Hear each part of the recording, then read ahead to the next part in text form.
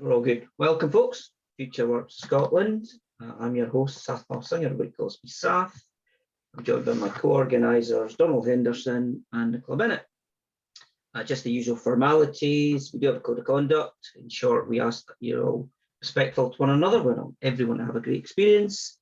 And we'll do the usual community shout-outs at the end. In terms of Q&A, we'll facilitate questions through the chat as we normally do.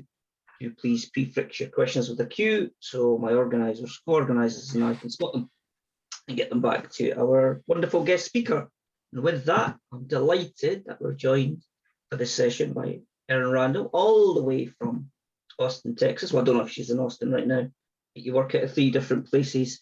Erin's been supporting organisations, transforming and helping reorg teams for well over 10 years through her coaching and consulting practice. She's done a lot of amazing stuff. She's also one of the co-founders of the coaching circles. And we're really excited tonight that she's joined us to deliver a brand new talk on metaphors and organisational culture and storytelling. So I'm excited. This is hot off the presses. It's the first time it's been done, and I'm really excited to hear it. So without further ado, I'm going to hand over to Erin. Welcome. Thank you. Thank you, Sath. That was a wonderful introduction. And you're right. This is new. I have not delivered this material previously. I think I've been thinking about it for a long time, but this was the first time that I'd really sat down and tried to frame it and really think about what I wanted to say. So that being said, let me go ahead and start sharing my screen because I know you all do love, a good slide or two. Let me minimize that down a little bit. All right. So hiding in plain sight, metaphors, organizational culture, and story. And what do these all have to do with one another? So learning outcomes. There are 3 that I have here for this session. 1 is for you to remember what metaphors are and how we use them. And believe it or not, we use metaphors far more often than we think that we do. Number 2, let's identify organizational metaphors and why they are so powerful. And then lastly, number 3, learn 3 methods to help your organization experiment with metaphor and story. Okay. So that being said, it's the housekeeping. This is the quick agenda of what we're going to do. And that's only loosely. Me. This photo because it has me with a pig, and that's... So I am an Agile coach, a proactive coach, an ORSC coach, and yes, I am one of the co-founders of Agile Coaching Circles. So if anyone is ever keen to practice their Agile coaching skills, we have circles for North America, Europe, Africa, and both coasts of Australia. So we're starting to get time zones around the world. And these are hour-long sessions where you can log in. We have a bit of teaching in the main room, but we also have breakout rooms where if you just want to practice your coaching skills, we'll send you over there. And best of all, those are free, and those are led each circle by someone with an ICE level certification, expert level. So you'll get good feedback there. Secondly, life goal is to marry Patrick Stewart, or as you all refer to him, Sir Patrick Stewart. And this will become more prevalent here in a slide or two. But if anybody could, introduce me to Sir Patrick, that would be great. My husband knows about my deep and abiding love of Patrick Stewart. So, this is with his blessing too. But I do love to help people and organizations to find their inner amazing. There's so much work that we can do as coaches to help support that within organizations. And honestly, metaphor and story are part of that. So without further ado, going to slide to advance. So it's the last time that anybody actually remembered what metaphor was and how we're starting to pay attention to it. So as a coach, metaphors matter a great deal. And I listen very closely to what organizations are saying, how they use itself, how they use metaphor to describe their objectives. Because it is through metaphor that we create our organizational culture and we tell our stories. So remember that part about Patrick Stewart? And I'm hoping you all will come off mute here at this point. Can anybody tell me what this is? What this is a photo of? mean, the hardcore sci-fi out there. It's a photo. Well, go ahead.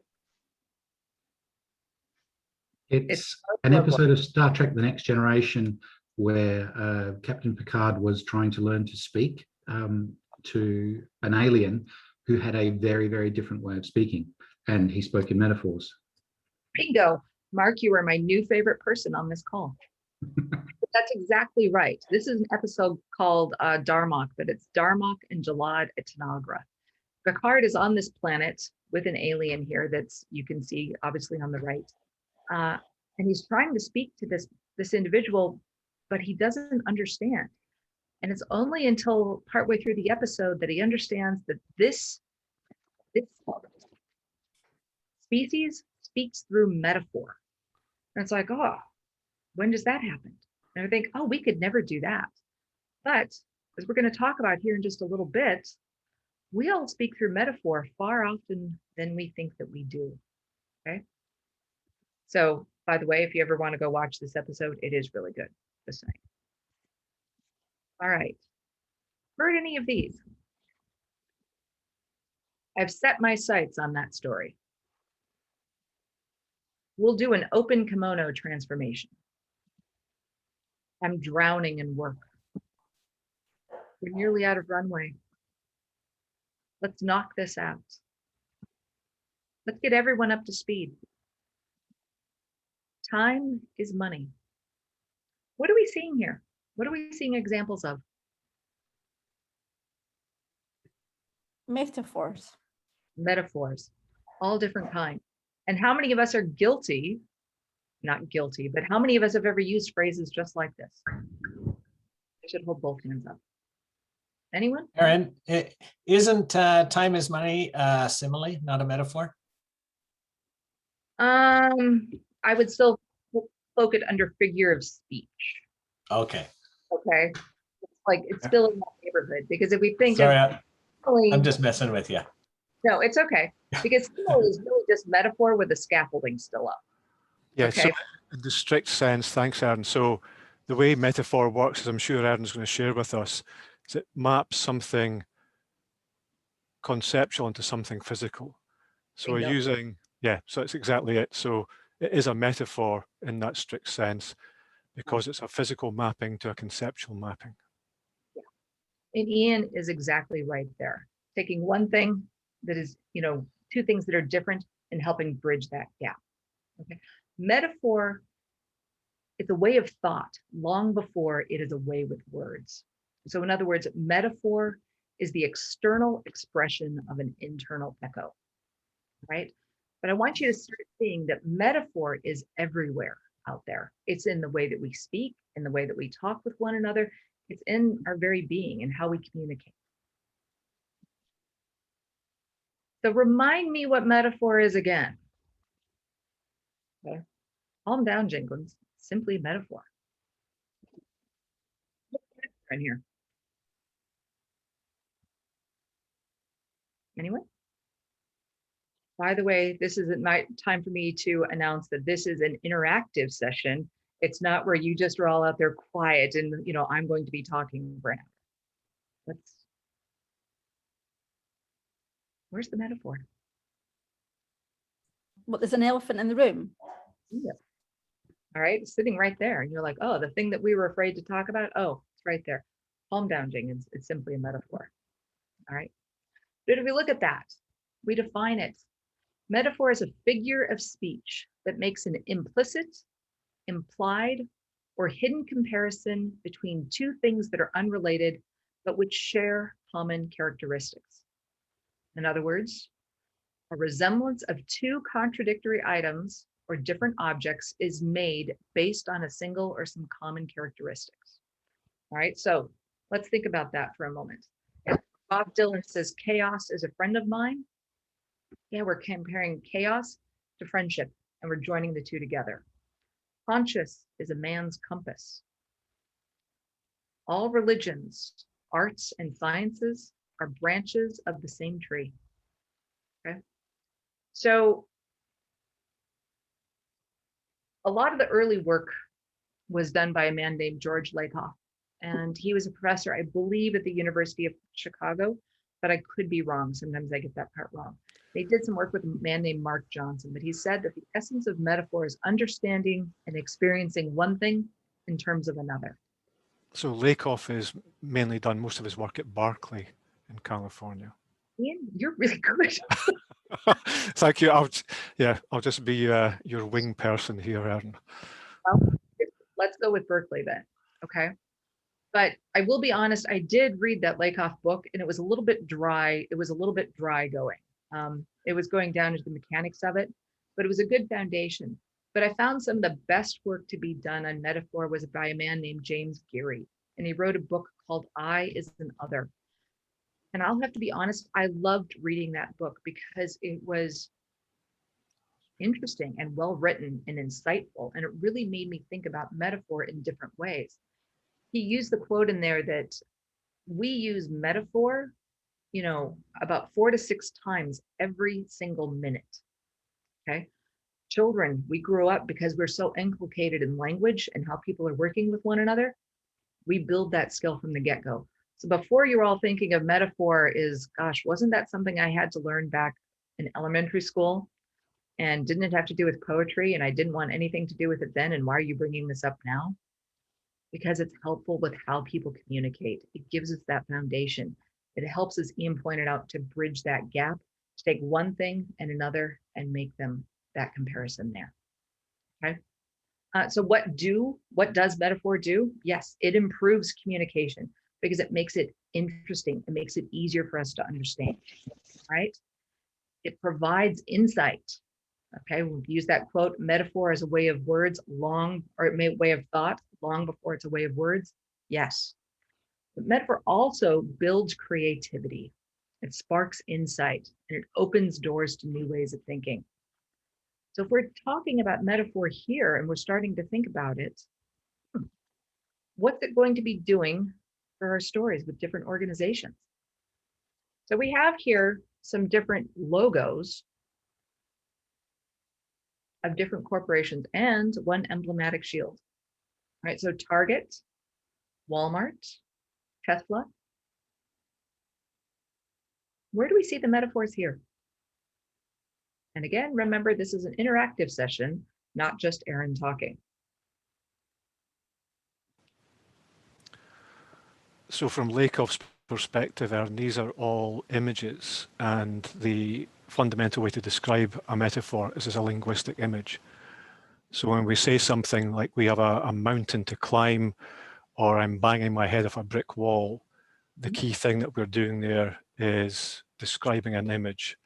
And all of these things, all of these logos are images which we usually experience at an unconscious and emotional level. So if the company Target uses that bullseye or a target as part of the logo, what's there? What are we saying? I immediately get drawn to the center, thinking maybe this is the store I want to enter. I don't know. What else? I think their goods are on target.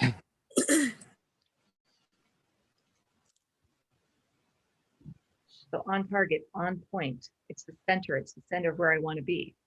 So it kind of draws you in. What about that Tesla logo? What do we see happening there? Like triumph, like something like victory, you know? So apparently, I did a little bit of research on that Tesla logo, and apparently it is a cross section of an engine that Nikola Tesla designed. And so it's hearkening back to that history, but also paying tribute to him. That one was a little bit more of an outlier. What about the shield? What is the shield telling us?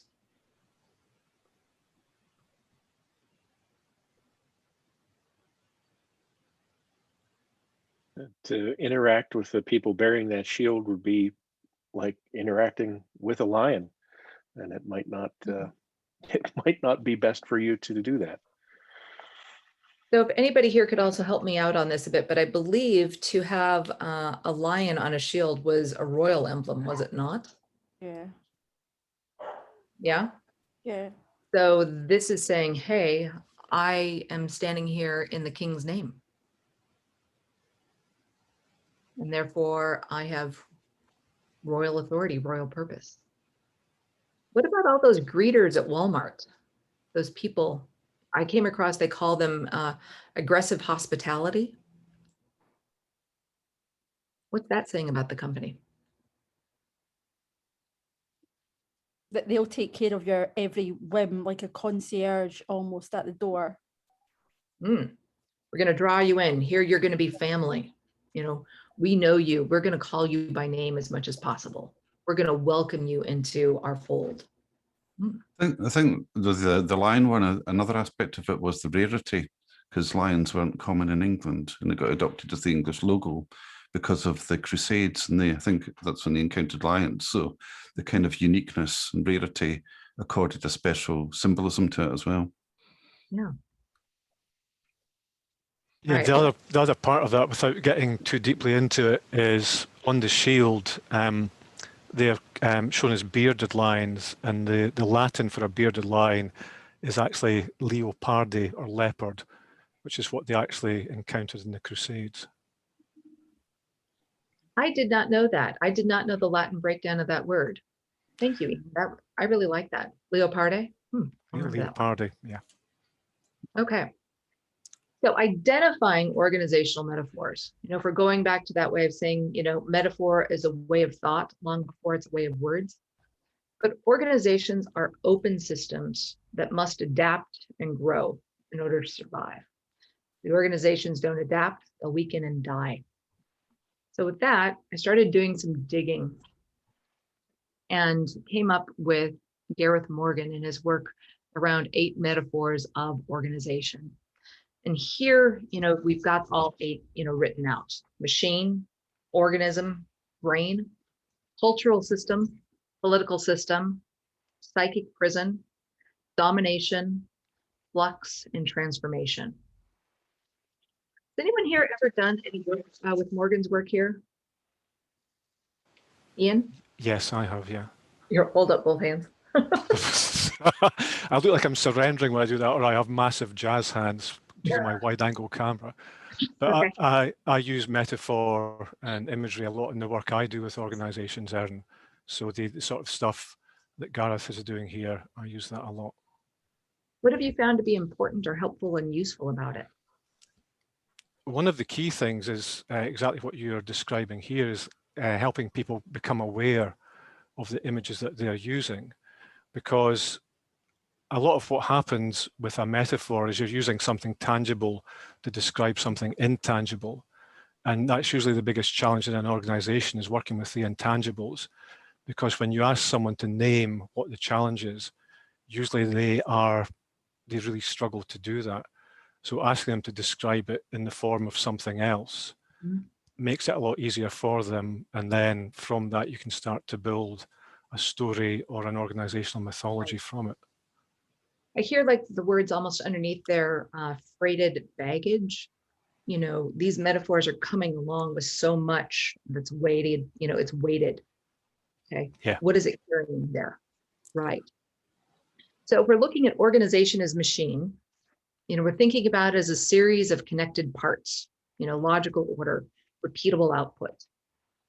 If we think about organization as organism, we are thinking about the collective response. We're thinking about environment, Darwin, survive, adapt, environmental changes.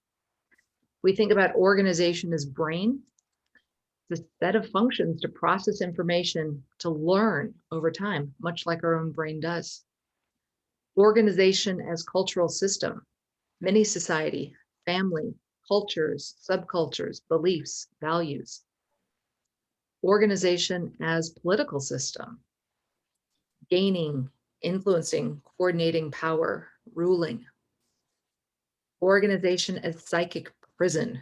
Boy, is that one just hurts to say. It's like operant conditioning is not far behind. Collection of myths, stories that restrict people's thoughts or ideas. We think about organization as domination. You know, who's ruling? Who's at the top there? No, just catch it. Hi, Grant. But if we think about organization as domination, it's the imposition of will on others, the exploitation of resources. And finally, organization as flux or transformation. It's the ever-changing system, indivisible from environment. And I really found these, you know, Morgan's work here, it was helpful to have kind of buckets like this to begin thinking about organization, or excuse me, metaphor at the organizational level. You kind of go this way. And the thing is, there are pros and cons, successes and failures associated with any of these. Okay, what do we want to watch out for? What does it mean for leadership? What does it mean for culture? Okay, so what I'd like to take the next part of it to do is to kind of do deeper dives. So organization is machine. You might hear something like this: machines are Swiss watches. That story threw a wrench in the sprint. How are we measuring up? So if we think about organizational metaphor here at this level, you know, where could an organization be successful if it's thinking about itself as a machine? Where could an organization be successful when it's thinking about itself as a machine? So probably the Swiss watches space, because they're reliable and always on time. Reliable, on time. You've got a stable environment, repeatable outcome, precision. What else?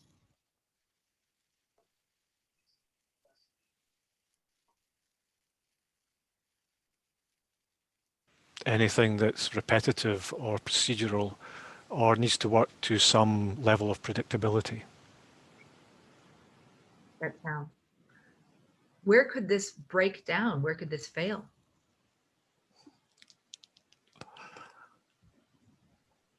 Where teams can't pivot and they can't inspect and adapt. Right, because they need more freedom there. They're like, oh, we're in lockstep here. How do we come outside of that? Good. What does Could this be. Go ahead. So I was just going to say, it could be when there's a lot of innovation or creativity required. Yeah, or they crave it. What happens when your employees crave that sort of thing? Okay, so if you think about it under this paradigm, leaders think, workers do. It's the duty of the leader, you know, you're going to lay everything out. It's my job to go up there and cast vision. Everybody else is just going to follow behind. So what does this mean for the organizational culture? What does this mean for change? You know, we're thinking about the people in this organization. Well, if we shut down, it's simply, you know, swap out one part, replace the next one. You know, what is this? People they might want change, but they don't know how to make it happen because we've always just followed this one person. There's some great things, don't get me wrong. Things are repeatable, timely. You've got a cadence. You know what to expect. But what happens when things don't work the way that you're expecting them to? How do we build for that capability? Okay. So, organization as organism. Ooh. All right. Just one here. Software development is a life cycle. What is our backup? What's our okay? What about this organism? What about this? Organization as organism. Where could this succeed?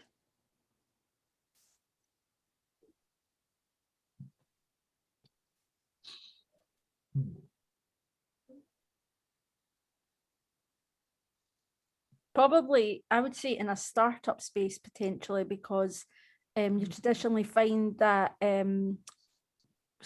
colleagues are empowered to move forward and they're not command and controlled. So, you know, there'd be potential to create a really cohesive culture and allow them to build, and become like an organism and grow. We're going to adapt to what the needs are. Yeah. Okay. What about failure? What could failure look like with this metaphor?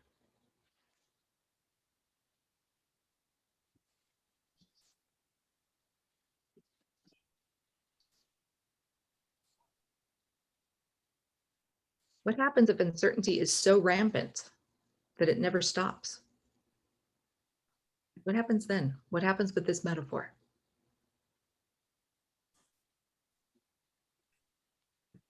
Nothing's controlled. Yeah, it's uncontrollable and it's a beast and you can't tame it and there's no plan.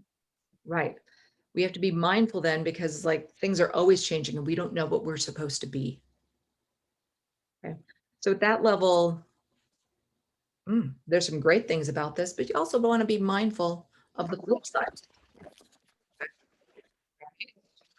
What about organization? Yeah. I don't think that's how you pronounce that word. I think it's pronounced organization is brain. What does your gut say about that? Our wiki is the brain of the entire company. We do regular checkups to ensure our health. We go pay attention to that. What's great about this metaphor?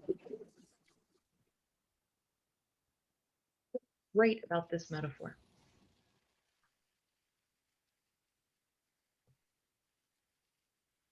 Someone besides Nikki. Because Nikki and Ian are holding up my interactive portion here. Who else? What works? How is this metaphor successful? I like the fact that it realizes there's knowledge inherent in the organization, or knowledge in the system that will keep it going. Okay, good. What else? Debbie has said intuitive on the chat comments. Can you explain more about intuitive? You can even come off mute. Be great. What do you mean by intuitive?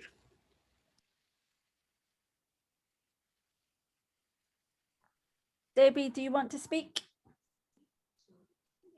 She's saying her signal isn't great. Oh, okay. All right. So if intuitive, we're thinking, there's sensing, there's responding. Oh, Teddy's got learning organizations. Teddy, do you want to expand? Yeah, excuse me. Just hello. setting up setting up an organization as a learning organization, and that it is the prime function of the organization to learn and to get better and to create functions and processes that support the gathering information and of learning. By the way, Teddy, tell Sammy hi. Tell her I miss her. Hi. I will. How could this metaphor fail an organization? Where would it break down? Carlos has got his hand up. I don't know. It's very polite of you, Carlos. Do you want to share something? Yes, I have a question for Erin. Yes. Did you consider use that classification of organization in the scope of if the organization is going to be aggressive to new customers or new models to create new products and services not aligned with the traditional core?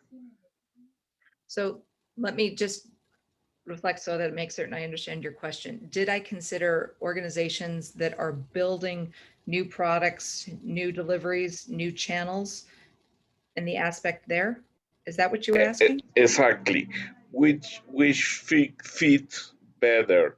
For example, the organization as an organism or organization as a brain. Best What we're who is talking the who fit with these business models?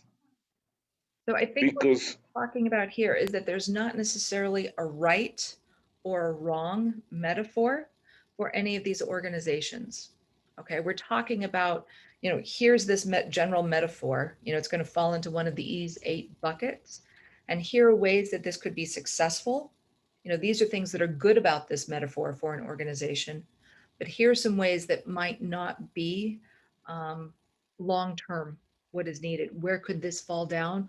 Where could this no longer serve? Okay, so there are great aspects to any of these metaphorical buckets. Okay, but you also have to be mindful of what else. Remember when we were talking just a little bit ago with Ian, we talked about the freighted baggage. What else is this metaphor taking along with it that may not be as useful in the long term? Things of which we need to be mindful. So yes, we love the aspect of, generative,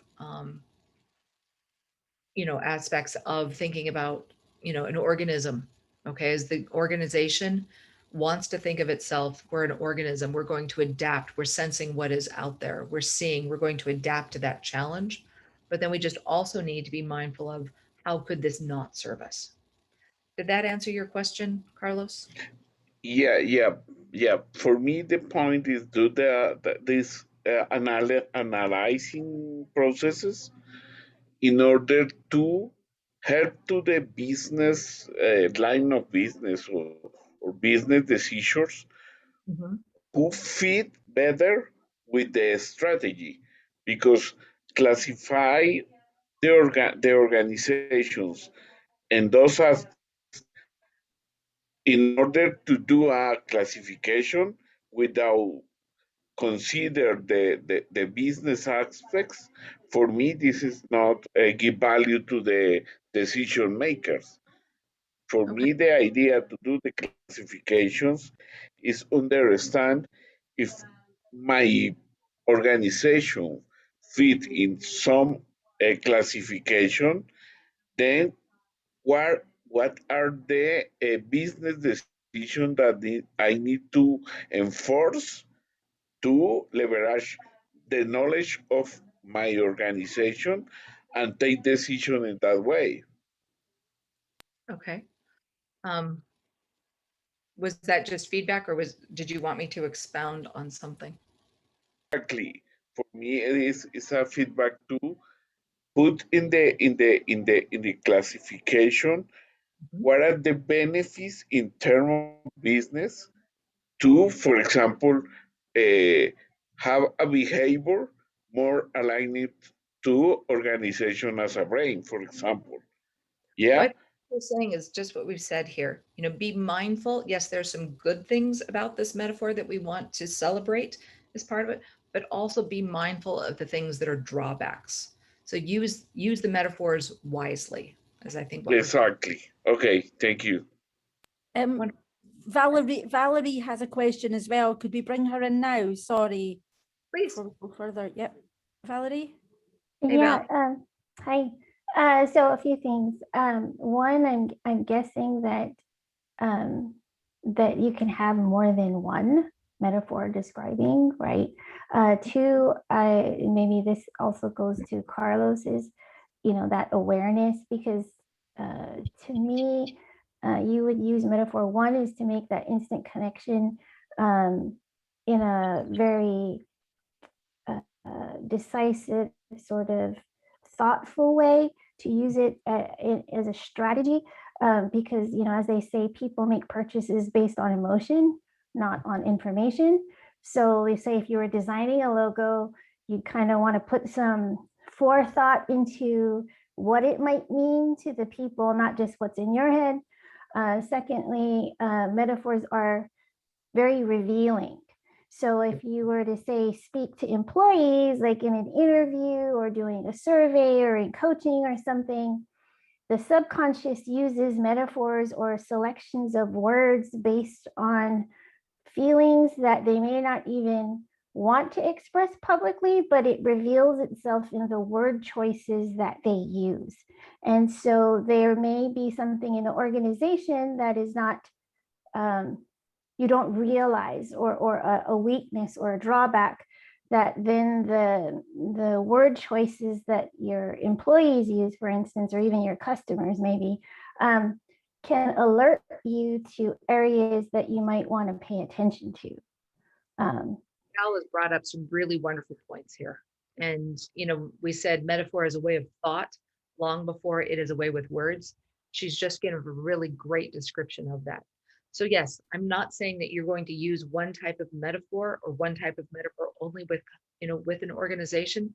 You want to be mindful of all 8 of these buckets and what they could mean to the people who are listening to the metaphor, who are having to live that metaphor, we're trying to represent that metaphor as an example of the company. Okay. And Val, we are going to come back to that. Two of those points that you brought up there, they will come in the third section of this talk when we start talking about story. So organization is cultural system. This is part of our story, our myth, how we came to be. That employee just wasn't us, if you know what I mean. How can we wedge that in?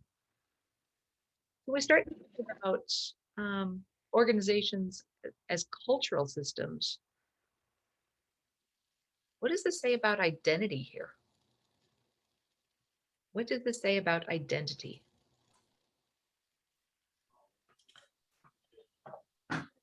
I think this is great because the organization has a very strong sense of identity, and maybe the sense of identity of others too. He doesn't fit in well here speaks to that, an understanding of their, like a self-awareness of who they are. Shared identity is what I hear coming up there. What else?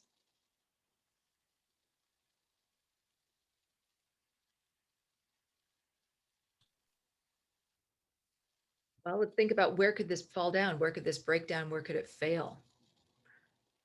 If the organization is a cultural system, what if the organization becomes too much? It's a cult of its own. We've got Erin, we've got Debbie saying that people have to fit the identity of the organization and demonstrate their values. Mm-hmm. Yeah. Okay. And you want to be mindful of that because, you know, how are we fitting? Oh, are we getting a bunch of automatons that look just like us, that think just like this? Like, oh, clong, clong, clong, clong. Or how are we opening that up? Okay. When it becomes cult-like, where everything is just, you know, there's no individuality. Yeah. And then she's, yeah. Individuality. Thank you. That's the word I'm trying to say. Yeah. And she's came in and said that there could be bias against those who do not fit, so they're not inclusive. And that second point there, that employee just wasn't us, if you know what I mean. Okay. And that is a great talk all on its own, is one about bias. All right. So you guys are going to be mindful of this here. I just realized that I'm slowing a little bit. I need to keep organizations and political systems. All right. That conversation was a draw. No one won. Where were you in? And as we just finished the US, elections last autumn, they're exhausting. I'll go to war for this feature. I believe in it that strongly. What about here? When could organization, its political system, when could this metaphor be successful or do good for our company?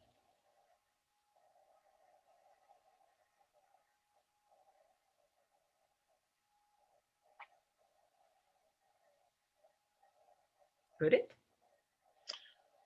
Yeah, I mean, inherently political systems are supposed to achieve some type of consensus, even if it's only majority rule.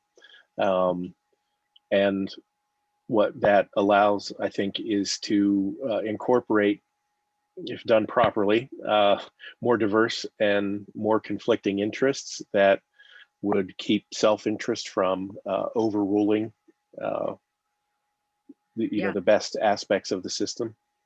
And I think that was a really important word there, Teddy, overrule. Okay, because, if we think about from the ORSC perspective, we want that deep democracy where all voices are heard. What if we're stamping out that? This is when this metaphor begins to break down and fail. What if we're stamping out deep democracy and bringing forth all of those other voices? Has anyone here ever been part of an organization system? Erin, you cut out there. We didn't quite hear that, maybe. I was asking if anybody had ever been a part of an organization that was a political system. Were there factions? I personally have not, but I think it would be. Yeah, I have worked with a lot of organizations that have been both explicitly political and tacitly political, as most organizations are. And how was it like to be working with that organization, Ian? It's a lot of politics nowadays, Erin. It's far more of a popularity and celebrity contest, and telling people seductive lies rather than uncomfortable truths. Here in the US, I'm seeing a lot of CEOs want chiefs of staff. And a friend of mine explained it as, oh, well, that's because the chief of staff wants to be loved. They want to be liked. They don't want to have to say no to someone. And that is the job of the chief of staff to do for that CEO. And I'm like, oh, yeah, that has some, oh,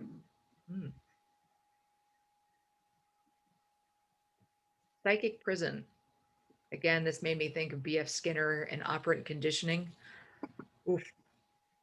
How can we break free from old thinking?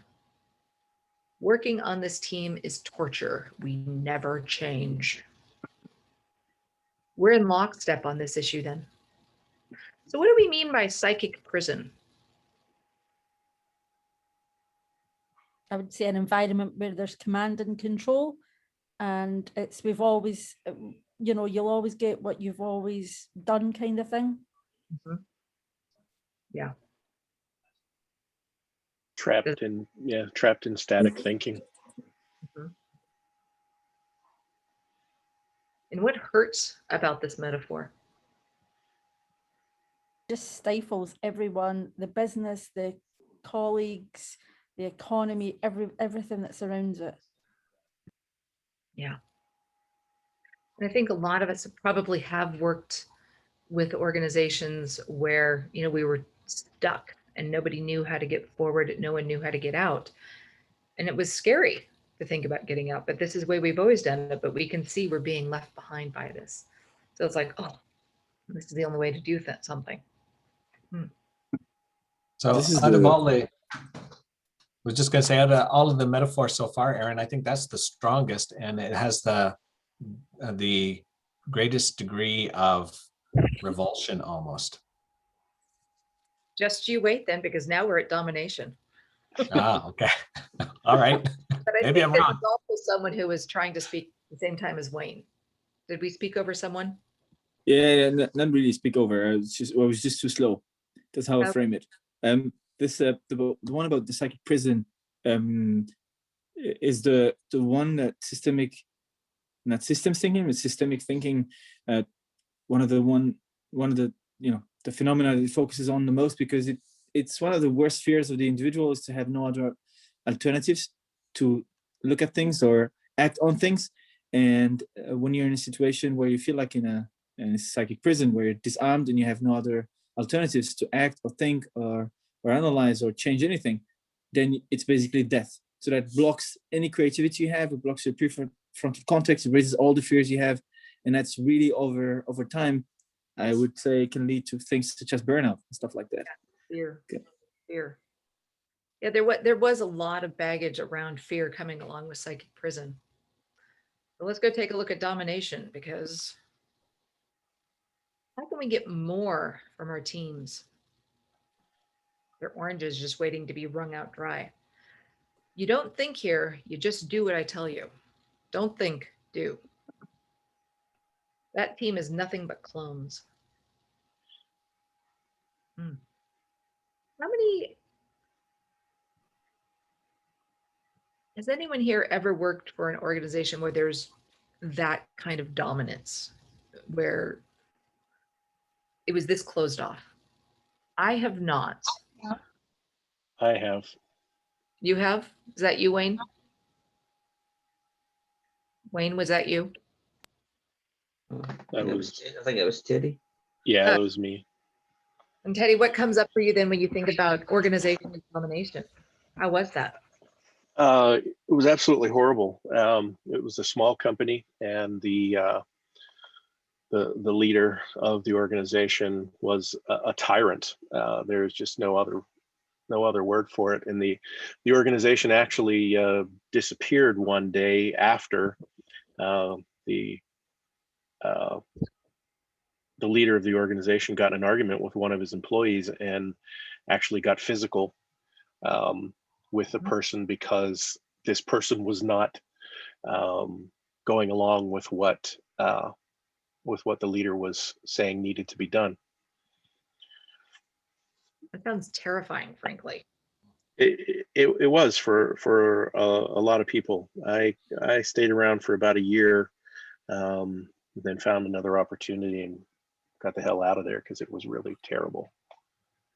And what did you learn about watching that kind of metaphor at an organization? What I learned was how demoralizing it is for the people who exist, anyone other than that leader or the people who support that leader. For anybody outside that circle, it was completely demoralizing, and the ability to do good work disappeared soon after people realized that the ability for any type of joy in that environment also disappeared. Sounds crushing. It was. So lastly, organization flux, transformation. There is no if or then. There's no cause and effect to what we do here. No 2 days are ever the same. It's that Chinese blessing and curse. How can we step into the chaos? So organizations that are really leaning into flux and transformation, what are they leaning on here? What is the metaphor they're bringing along? Resiliency and adaptation. Okay. What else?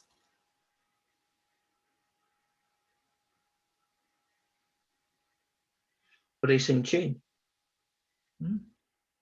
Yeah. They're empowering their people. There's always going to be continuous change. There's always going to be, something. Okay. When could this break down? When could this not be good? This could also mean. Go ahead, Val. No, this could also mean euphemisms for lack of planning and strategy. Right. And euphemism is a good word to bring up there as well. It's like, well, we're saying we're this, yeah, but we're really not doing any of this. Who was the other person that was trying to speak? I was just going to say, Erin, this can go south when it becomes so much change that it's exhausting. We have no direction or no end in sight, and we're just constantly churning. Right. You need that space where you can kind of go, what's the deep breath to take?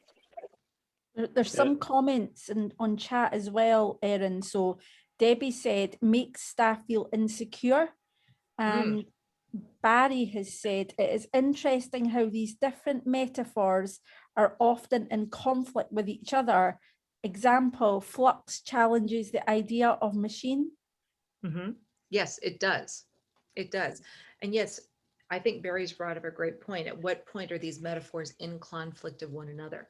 So this is when we start thinking about the metaphors that our company uses. What's the story that we're trying to tell with those?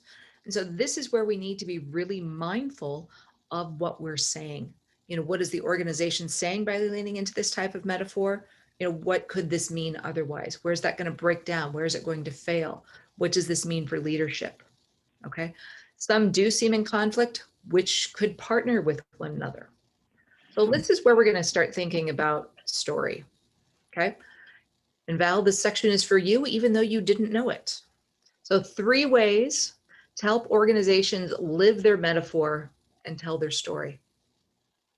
So these are story cubes, and they are one of my absolute tools to use with, they could be individual teams, they could be executive teams, they could be anywhere. Has anyone, I see Nikki nodding a little bit, but has anybody ever used a story cube? Nikki, do you want to tell us how you use them? Yeah, so I've used the actual cubes at Retro before when we've done a retrospective just to unearth my colleagues' thoughts and feelings. What's really good, and I think you've alluded to it there, it's a nice visual, Erin, is that you can have the cubes now in your hand, or there's virtual offerings as well, which is awesome. I've not explored that, so I need to try that. So thank you. Nikki, you talked to me about, because I have, sorry, as I yank my phone here, I have the StoryCube app on my phone, and I bought all of the expansion packs. And it is one of the greatest tools that I have, because it's also one of those that you can almost, by changing the question that you ask, you know, with the cubes, you can really change the whole, whatever you're trying to do. So like Nikki said, you know, I could use it with a team and discover, you know, listen for what metaphors the team is using, regardless of the cube that's coming up. It's going to give you a lot of insight into what that team is experiencing. Like, I've heard a lot of really kind of dark and moody metaphors that you all have used. What aren't we saying as a team? So we can use these metaphors as a way to kind of get down to underneath and what else is happening. I've also used these like with an executive team. You know, okay, let's talk about metaphors, vision for the company. What could this be? Okay, so don't be afraid of shifting that question to really say, how do we want to cast out here? It doesn't just have to be about, you know, what was happening in the past. So I gave you 3 different examples here of different cubes. And if we had time, and I knew Saf said originally, this isn't one where meetup where we can go into breakout rooms or we can work with this, but to give you a taste of something, we could tell the story of just this specific, you know, meeting here. What did we learn about organizational culture, you know, using these cubes? Nikki, since you're familiar with it, could you give me an example of how you would use that? So yeah, we'll go with the blue picture there, and I would say that I would probably say that, oh, Craig's just coming back in, sorry, that we had to kind of understand what was going on with our organization. So we're frantically reading books, bottom left cube, trying to understand, you know, what our metrics were telling us. We had a little giggle and a kind of moment, the cube at the right hand side of that. And then what we decided to do was put on our superhero costume and really get to the bottom of these difficult conversations that we needed to have with our colleagues. We reached into our kind of darkest thoughts to come up with kind of a way forward, which is the wee man at the top with the weight, which to me signifies champion. So Nikki, I'm going to cut you off there. Sorry. What she's done is illustrate. No, this was perfect. This is what I needed. Okay. You're using metaphor as the story that you want to tell. Okay. And by shifting the question, I kind of generated some here, you know, using metaphor as vision. What do we see for ourselves? What are our strengths? What are our weaknesses? Where do we want to be? How can we get there? Okay. By metaphor, and you're seeing, we saw, you know, kind of grouping these. How do we want to project that? So many people think that they've forgotten how to use metaphor because they haven't done it since they were, you know, 10 years old, and they were told that they had to write a poem for homework assignment. They're thinking, oh, metaphor, that's that horrible thing. But metaphor is incredibly powerful, and it helps us to get from one thing to the next, right? That's part of our story. And if anybody is ever curious about story cubes, please let me know, and I'm more than happy to walk you through them, because I have all the expansion packs. All right, a second way, listen up and clean language. All right. Just before you go on there, and sorry to interrupt you, looked like Valerie just put her hand up, so I don't know if she had a related question or whether that was a... Did you want to... With the story cubes, I was just wondering, you know, I've kind of played with it with my son when he was younger, and this was for creativity, and you just kind of make up with whatever you come along. So you're basically just throwing them down and making something up with what comes up. Would you instead choose to allow a person to sort of pick their picture? So yes, when I've done it before, I don't ask one person to just tell a story. I'll have everybody in the group. So I would, Val, pick one cube, you know, what's coming up for when you talk about that. So I've used that in the past. I remember one time it was an executive team, and I, you know, put the image up and there was a picture of a school bus. And they told me what they really liked about having the morning meeting was that we were all on the same bus, headed in the same direction to the same place for it. Like, oh, so in the past, I understood from that there in the past, they'd felt disjointed, like they weren't all on the same team. There was no cohesiveness for it. What's the story that we need to tell? It's like, okay, everyone, we know where we're going. Let's think about our strategy and how do we plan to get there? So yes, they're incredibly insightful. Can I just add something? Sorry, Nikki. Okay. So very briefly, rather than using story cubes, sometimes I just go for a very simple method, which is as a facilitator or a psychologist, as a coach, I just listen out for that first powerful metaphor. So an example, a few years ago, I was asked to settle a boardroom dispute. So I went into a room with 15 angry middle-aged men. And the first metaphor I heard was, we're all in the same boat here. So I said, right, draw me a picture of that boat. And of course, we got 15 different boats. And then from that fleet, we managed to organize them. So working with story cubes by chance or just intentionally listening out for the metaphor is a great way to work. Yeah. What Ian demonstrated there also, we're all in the same boat, but notice he did that lovely continuation. We had a fleet of boats then. And I don't know if you did that purposefully or not, Ian, but I bet that you did. But you're really continuing with that metaphor and you're helping to amplify and to build on it. Yeah, absolutely. So with doing that, it's like, because I'm sure you do it in your work, Erin, you always build on the metaphor. So it's, and you can do it implicitly. So say someone says they're in a psychic prison. I would say something, rather than saying, well, why are you in prison? I would say, where do you feel that your colleagues are being guarded? So you take that idea of the prison guard, or where are you being barred from making progress? And that works very powerfully at an emotional level. Because this kind of brings us into clean language, because what Ian is also demonstrating is how he's staying with the language that others are using, that others are bringing up, that others are generating. Okay. So clean language is brought about by a man named David Grove, and he was a psychotherapist. He was New Zealand born, but did some training here in the US. And he did this a lot with trauma victims.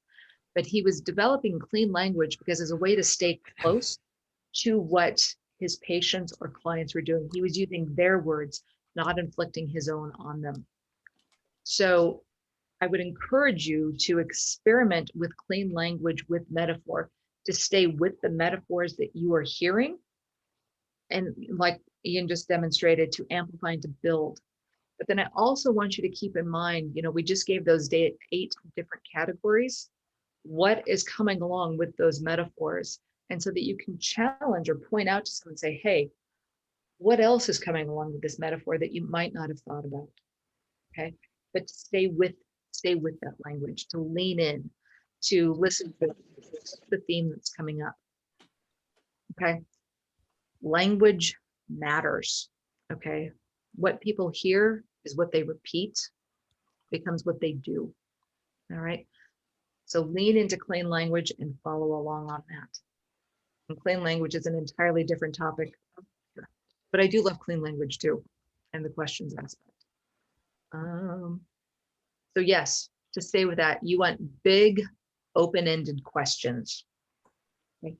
Catalyst for insights, and if they land well, they can really stop a person in their tracks. And we're specifically talking about powerful questions here. And lastly, here at the end now. I do use poetry with teams, okay? In fact, I'm a huge fan of it. And poetry is not just, rhymed couplets and the like. Okay? When we're talking about organizational metaphor and story, what do we want to be using? So I will use I will use poetry at times to ask better questions. Attention is the beginning of devotion. As a team, where do we need to focus our attention? What do we not? Where's the devotion in what we are doing? If change is a generative act, What are we generating here? So use poetry as a way to help shift that story and to be mindful of it. I think poetry has gotten somewhat of a bad rap, at least here in the US. People think it's like, oh, no one reads poetry. No one does anything with this anymore. But I think we're missing the boat on it. I think, sorry, Ian, I'm back to your boat metaphor. I want to challenge you to really bring poetry back. Mary Oliver works particularly well on this. Galway Canal, you know, he wrote about, it was a poem, it was about a sow, but he talked about reteaching a thing its loveliness. And I want to leave you with that. How can we use metaphor to reteach a thing its loveliness? What is the story? What is the culture? Reteach a thing its loveliness. And with that, questions. And I'm going to stop sharing at this point because you've probably seen enough slides. That's great. Yeah, we've got about 15 minutes for questions. It's been a nice interactive session. So nice one. So yeah, happy to take questions. You wanted interactive or not? It was going to be interactive today. That was good. It's good. I liked it. I think it really evoked a lot of thought. Very insightful. Very thought provoking. Yeah, folks, you can drop your question in the chat. You can stick your hand up. You can unmute, whatever you're comfortable with. It's a small group, so we're happy with that. But yeah, we've got another 15 minutes or so. So yeah, ask away, I'm sure. I actually have a question for Craig. He says, Dixit is a retrospective technique that uses metaphor, and I don't know that one. Could you talk more about that? I'm hoping Craig is still here. He's on. Craig, did you get that? He might have. Oh, he's on. Yeah, I'm just in the car. I'm just on my mobile at the minute in the car. So, yeah, it's a way of like, I think you introduce it by just like having a picture and just saying like, if what picture of this group do you think best represents the retrospective or the last sprint, and why?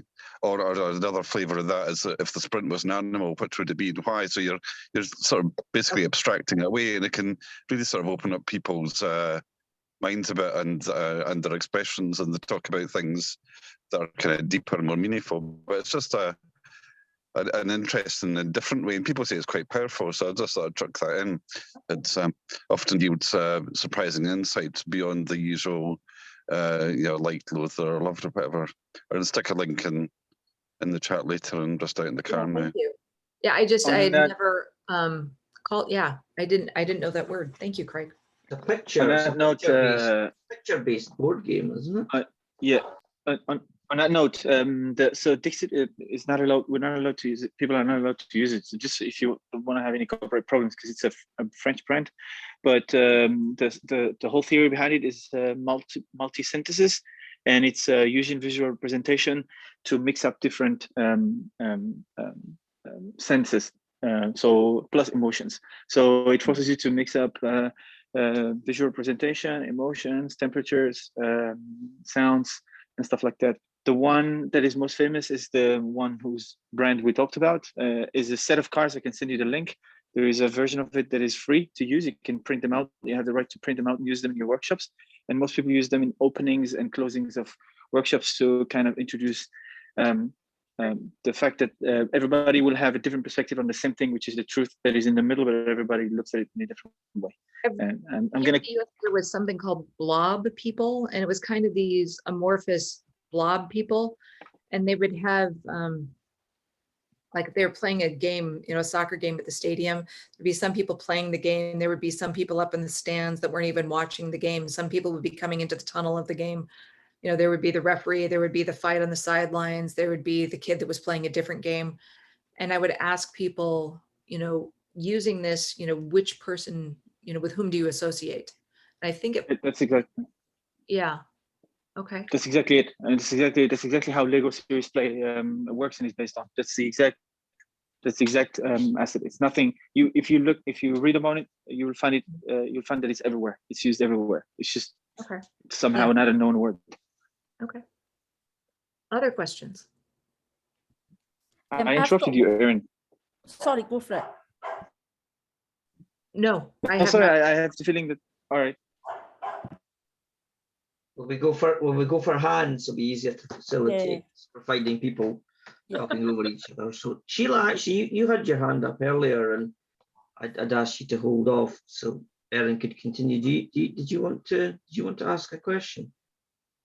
Well, I had an observation that I put in the chat, which was that I think a lot of times the culture that we're talking about, the metaphor, is different within different divisions. And sometimes those metaphors are at war with each other. Mm-hmm. Yes. Is that where your para-robots, EDOS, Rob? Oh, no, that was later. That was specific to domination. As soon as you said domination, I immediately thought of the robots and the androids, the Anderson Consulting folks, who really were kind of like clones of each other. They were, because they all dressed alike and they had to have like the blue tie. And even if it was a sunny day, they were supposed to carry an umbrella to show that they were always prepared for any eventuality. Yeah, they're kind of creepy. Yeah, and I worked with a bunch of the ones from Anderson at one point where we had gone to casual dress. And it wasn't even that casual, it was still business casual, but they had to get a special dispensation from the company because the client was demanding that they dress more casually. And you're like, you're showing up a suit and tie, and we haven't seen that in 10 years. Yeah. Guys, I worked for that company and things changed there. I worked for that company, so things changed a lot there. I even had a client who didn't allow for suits at all. We wouldn't have been allowed to enter the building in suits, so we had to work in shorts and flip-flops, which was fine by me. Yeah. Nikki, you've got your hand up. Did you want to ask something? Yeah, I feel I'm trying to watch my equal airtime because I feel like I've hogged your session, Erin. I'm sorry. No, you haven't at all. So as you'll probably know, last week's session was with Kim Morgan, and I've studied on the barefoot coaching path. So as part of as one of the modules on that course, we learned about neuro-linguistic programming. Mm-hmm. And a lot of that is about a lot of the teachings there in that space is about metaphor, that kind of thing. So this is a really good intro and a nod to all of that. So I was just wondering if there's any resources that you could suggest or where we could learn more about that. Let's see. Let me go back to sharing my screen. So I did not do barefoot coaching. I did, hold on, let me go down. I did a coactive certification, which I would imagine was very similar in many regards. So these were the takeaways, try these three things to help your organization live its metaphor, to live its story. An organization's metaphors are its story. So to be mindful of that, what's the story that's being told?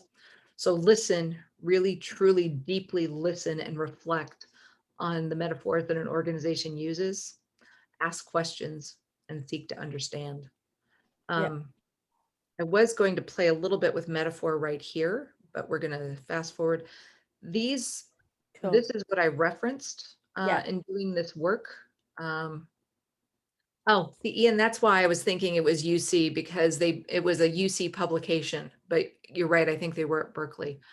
Do I have links? It's okay. No, it's fine. Yeah, it was just, anything that you can suggest. So I can see, so through my learning, I'm a Scrum Master by trade. So I can see where NLP would really help teams and individuals, move from like kind of this fixed mindset to a really growth mindset and really lean into themselves and the organization and team in which they work on. So absolutely. It's just, I think it's taken what you've shown us there and really kind of maybe exploring it a bit further. And there's lots of resources out there. Ian, I mean, I don't know, Ian, have you got anything that you would say? Most of mine, honestly, has just been a lot of deep reading on my side and really playing in metaphor and wanting to be more conscious of it. So the resources I have mostly just been the library. So So I don't have anything beyond that at this point, but if I run into anything, I will happily Well, share. I'm super impressed with your talk. Really great. Yeah. So you're a win, win, win. Ian, I think you were going to say something and you were on mute maybe. Yes, I was. So I've got my little mute button here as well as getting muted sometimes there. Yeah, so I've got lots and lots of information on using metaphor, using imagery, creating that coaching space, doing it collectively, doing it individually. That's what I Could do you most of share my those work. with the group, Ian? That would be wonderful. Yeah. Yeah, I will do. I have a number of methods that I use that are just all very, very straightforward and human. So I can share the link to the site where that is. A lot of them I use individually or with trusted associates.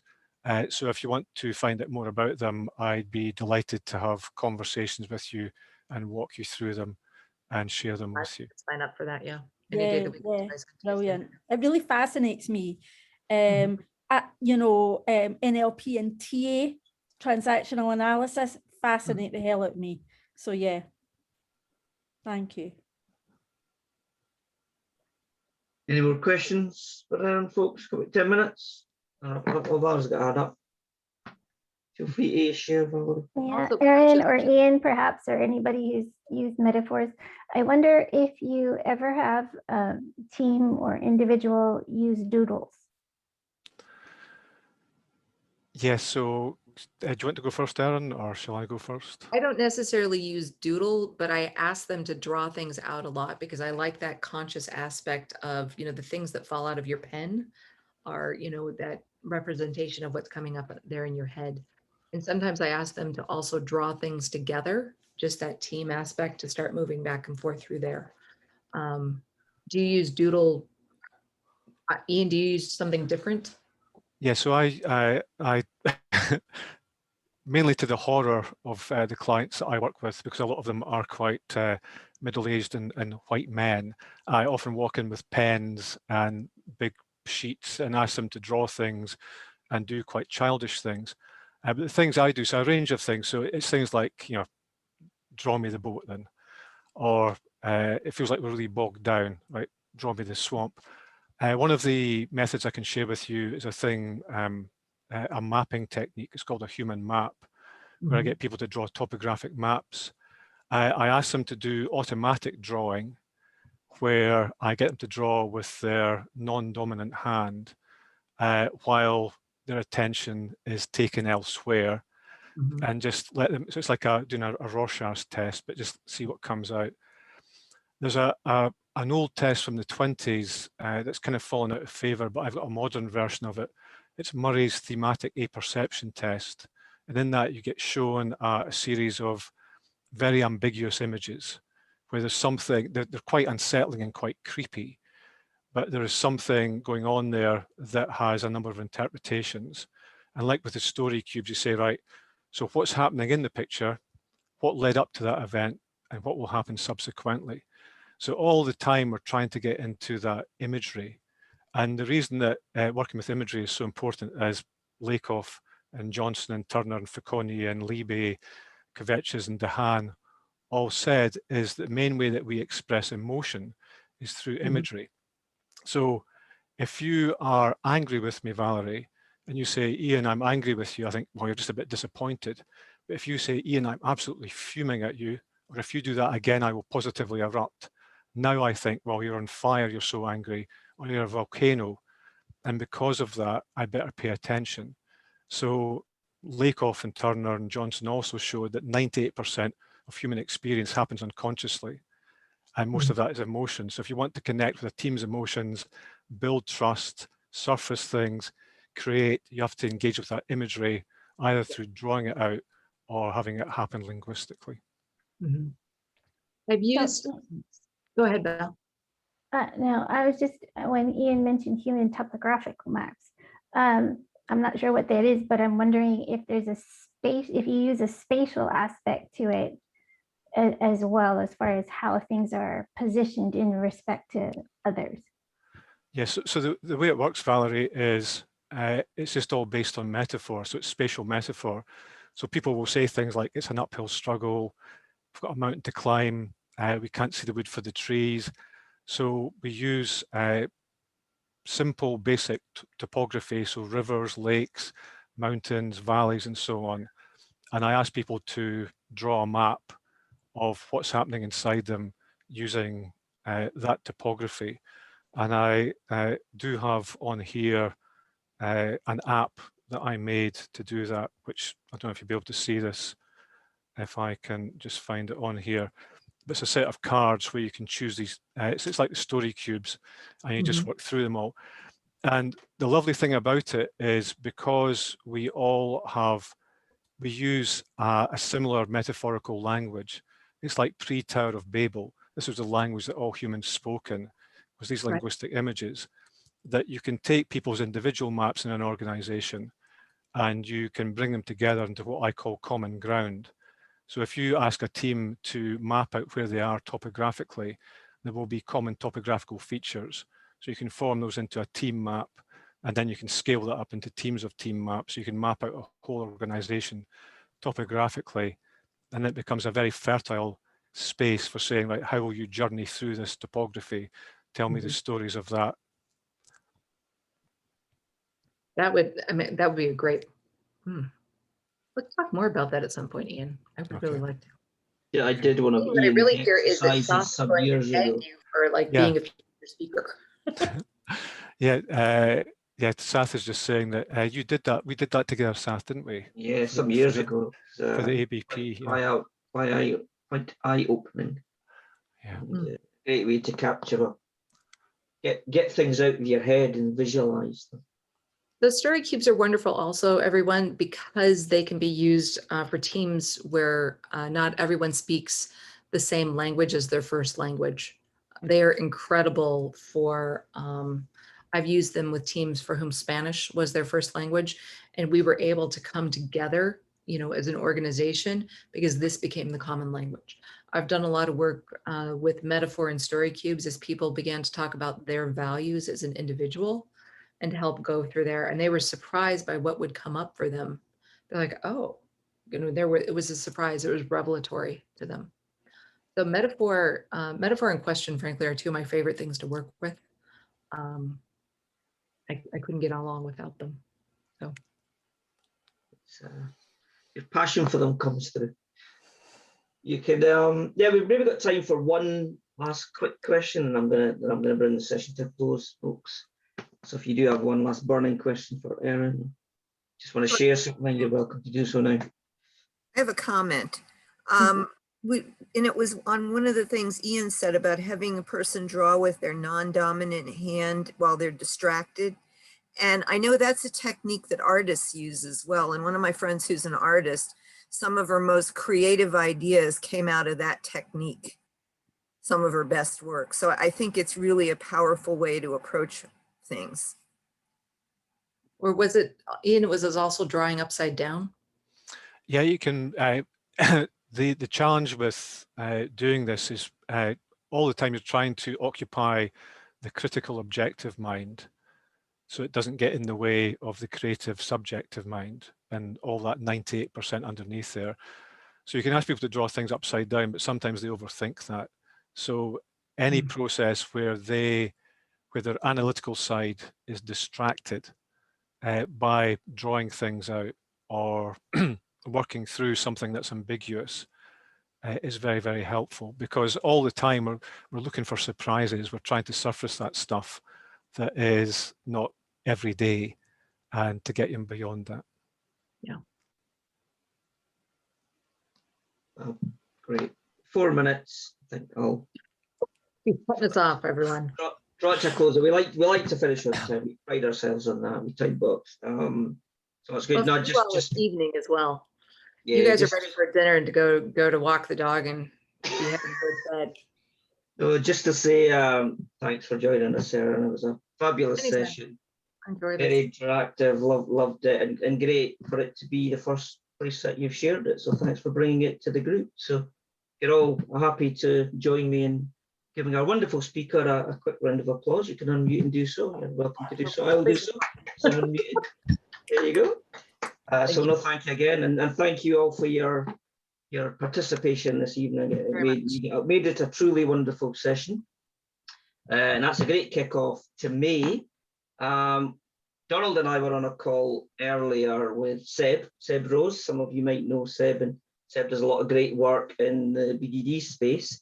He's just recently published another book on that very subject around formulation, and he'll be joining us for our next session in a couple of weeks' time. So once we get a little bit more information from him, we'll get that published, but really looking forward to that. His work is awesome. So we'll have Seb, and we'll also be bringing Dave Goldsmith's work to our group in early June. So we're just waiting to finalise that with David. So David's a TEDx speaker. He's written this. I could show you the book, but it's a total tomb. He wrote this, and it's a really chunky thing. You could really hurt somebody with this. So he's going to be doing a session with us in June, and then we've got a few other really good ones for you. We've got Unboxing Exformations with Francis Lalliman. He'll be joining us from, I think it's Antwerp he's based in. I think last week when we did Kim's session, I mentioned Alan Kelly's session on OKRs, so that's available as well. And the session that we had to cancel with Sheila Walsh on diversity in practice, that one's back in. So look out for that in July. Some of you might have saw we've got an exciting session coming up later in the year with none other than Diana Larson, if you don't know, is a co-author of Agile Retrospectives with Esther Derby. So plenty good stuff in the pipeline for you all. So look out for that and do join us if that's of interest to you. And just thanks again for coming along. Thoroughly enjoyed the session, and yeah, enjoy the rest of your morning, afternoon, or evening, wherever you happen to be. And we hope to see you again. Thanks again, and thanks again to Erin. A fabulous session. Bye, everyone. Take care. All the best. Stay safe.